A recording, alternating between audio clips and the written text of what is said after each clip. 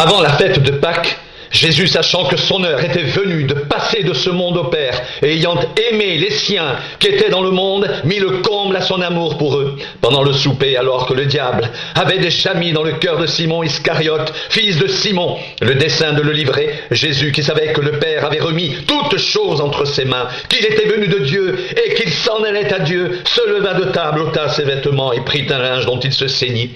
Ensuite, il versa de l'eau dans un bassin, et il se mit à laver les pieds des disciples et à les essuyer avec le linge dont il était saint. Il vint donc à Simon-Pierre, et Pierre lui dit, « Toi, Seigneur, tu me laves les pieds ?»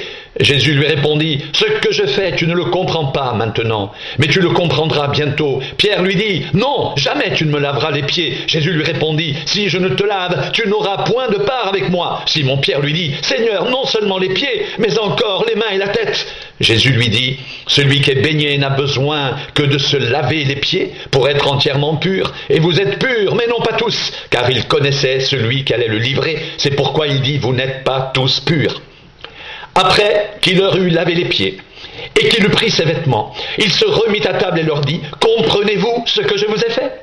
Vous m'appelez Maître et Seigneur, et vous dites bien, car je le suis. Si donc je vous ai lavé les pieds, moi, le Seigneur et le Maître, vous devez aussi vous laver les pieds les uns aux autres, car je vous ai donné un exemple, afin que vous fassiez comme je vous ai fait.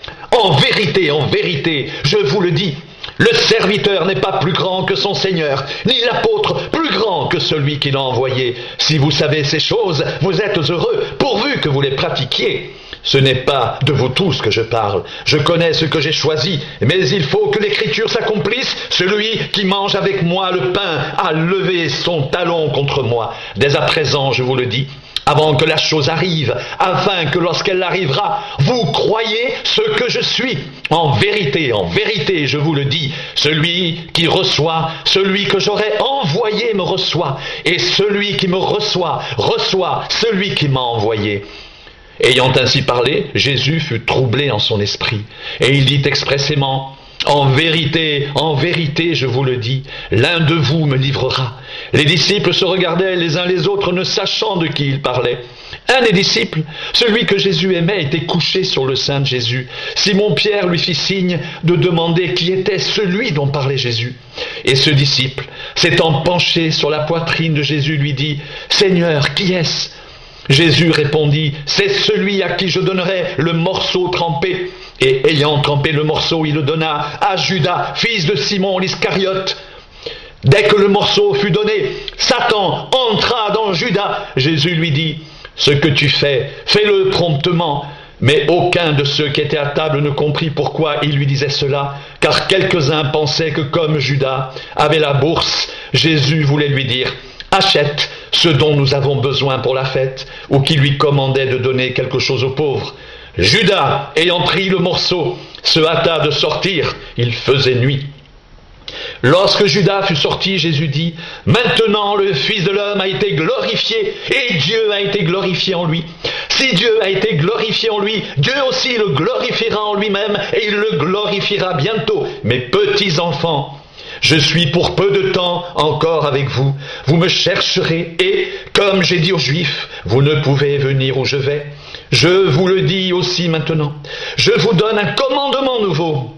Aimez-vous les uns les autres, comme je vous ai aimé. Vous aussi, aimez-vous les uns les autres. À ceci, tous connaîtront que vous êtes mes disciples, si vous avez de l'amour les uns pour les autres. » Simon-Pierre lui dit, « Seigneur, où vas-tu » Jésus répondit, « Tu ne peux pas maintenant me suivre où je vais, mais tu me suivras plus tard. » Seigneur, lui dit Pierre, « Pourquoi ne puis-je pas te suivre maintenant ? Je donnerai ma vie pour toi. » Jésus répondit, « Tu donneras ta vie pour moi. En vérité, je te le dis, le coq ne chantera pas que tu ne m'aies renié 3 fois. Que votre cœur ne se trouble point. Croyez en Dieu et croyez en moi. Il y a plusieurs demeures dans la maison de mon Père. Si cela n'était pas, je vous l'aurais dit, je vais vous préparer une place. Et lorsque je m'en serai allé, et que je vous aurai préparé une place, je reviendrai, et je vous prendrai avec moi, afin que là où je suis, vous y soyez aussi. Vous savez où je vais, vous en savez le chemin. Thomas lui dit, Seigneur, nous ne savons où tu vas. Comment pouvons-nous en savoir le chemin ? Jésus lui dit, je suis le chemin, la vérité et la vie. Nul ne vient au Père que par moi. Si vous me connaissiez, vous connaîtriez voyez aussi mon Père, et dès maintenant, vous le connaissez, vous l'avez vu. Philippe lui dit, Seigneur, montre-nous le Père, et cela nous suffit. Jésus lui dit, il y a si longtemps que je suis avec vous, et tu ne m'as pas connu, Philippe. Celui qui m'a vu a vu le Père. Comment dis-tu, montre-nous le Père? Ne crois-tu pas que je suis dans le Père, et que le Père est en moi? Les paroles que je vous dis, je ne les dis pas de moi-même, et le Père qui demeure en moi, c'est lui qui fait les œuvres. Croyez-moi, je suis dans le Père, et le Père est en moi, sinon croyez du moins à cause de ses œuvres. En vérité, je vous le dis, celui qui croit en moi fera aussi les œuvres que je fais, et il en fera de plus grandes parce que je m'en vais au Père, et tout ce que vous demanderez en mon nom, je le ferai, afin que le Père soit glorifié dans le Fils. Si vous demandez quelque chose en mon nom, je le ferai. Si vous m'aimez, gardez mes commandements, et moi je prierai le Père, et il vous donnera un autre consolateur, afin qu'il demeure éternellement avec vous, l'Esprit de vérité que le monde ne peut recevoir, parce qu'il ne le voit point et ne le connaît point. Mais vous, vous le connaissez, car il demeure avec vous, et il sera en vous. Je ne vous laisserai pas orphelin, je viendrai à vous. Encore un peu de temps, et le monde ne me verra plus. Mais vous me verrez, car je vis, et vous vivrez aussi. En ce jour-là, vous connaîtrez que je suis en mon Père, et que vous êtes en moi, et que je suis en vous. Celui qui a mes commandements, et qui les garde, c'est celui qui m'aime, et celui qui m'aime sera aimé de mon Père, je l'aimerai, et je me ferai connaître à lui.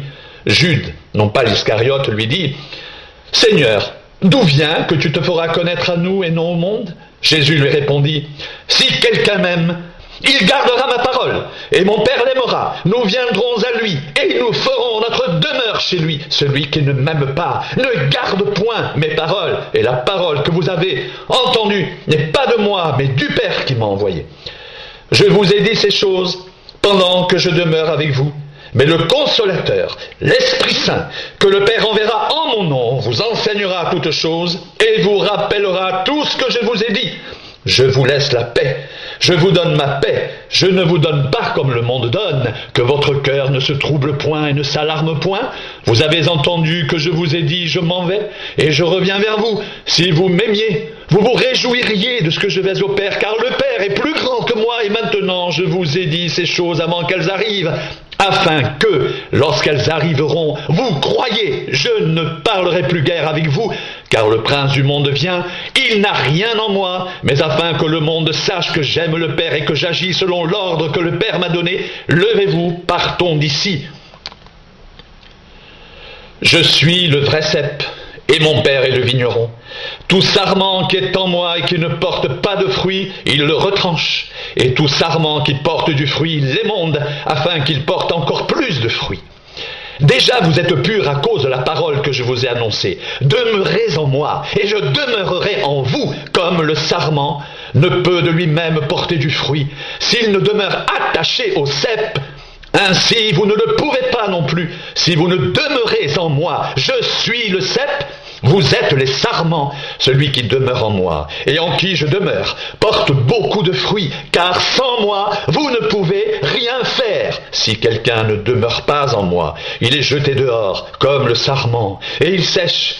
Puis on le ramasse, on le jette au feu et il brûle. Si vous demeurez en moi et que mes paroles demeurent en vous, demandez ce que vous voudrez, et cela vous sera accordé. Si vous portez beaucoup de fruits, c'est ainsi que mon Père sera glorifié et que vous serez mes disciples.